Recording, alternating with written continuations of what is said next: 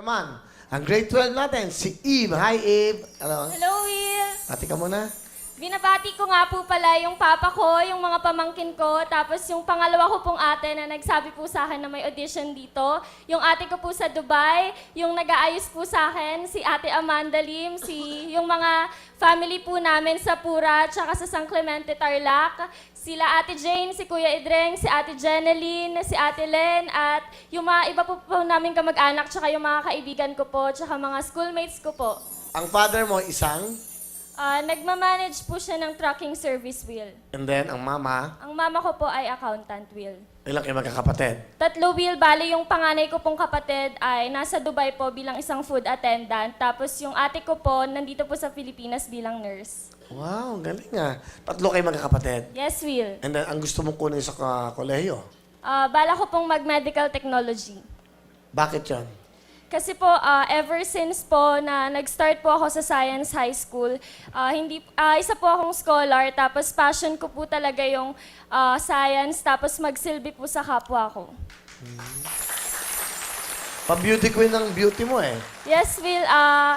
Sa katunayan po, nung last April 2016, Will, nanalo ako bilang Miss Teen Beautiful Planet Philippines 2016 at i-represent ko po yung Pilipinas sa Australia sa September, Will. Wow.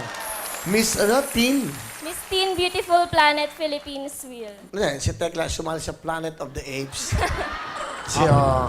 So, naging part siya nung...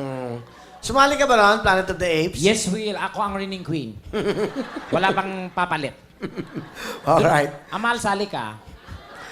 Eve, okay, sino kasama mo?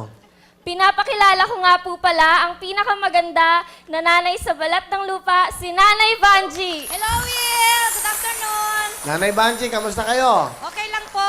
So, tatlong mga anak nyo. Yes, Will. Isa nasa Dubai, food attendant, at isa naman ay isang nurse. Opo. And then, eto, meron kayong anak napakaganda. Thank you, Will. Ang kanyang papay, ano trabaho? Bali, nagmamanage po siya ng tracking services. Okay, ano ang gusto nyo sabihin sa maganda yung anak? Una sa lahat, Will, nagpapasalamat ako sa Panginoon dahil binigyan niya ako ng isang magandang anak, napakabait at napaka-humble. Yun po ang talagang wala na akong mahihiling pa. Sa'yo, nak, sana pagpatuloy mo ang pagiging scholar mo hanggang makatapos ka ng kolehiyo. At nandito lang kami sa lahat ng pangarap mo, nakasuporta sa'yo. Sana lahat yon matupad mo. I love you, nak.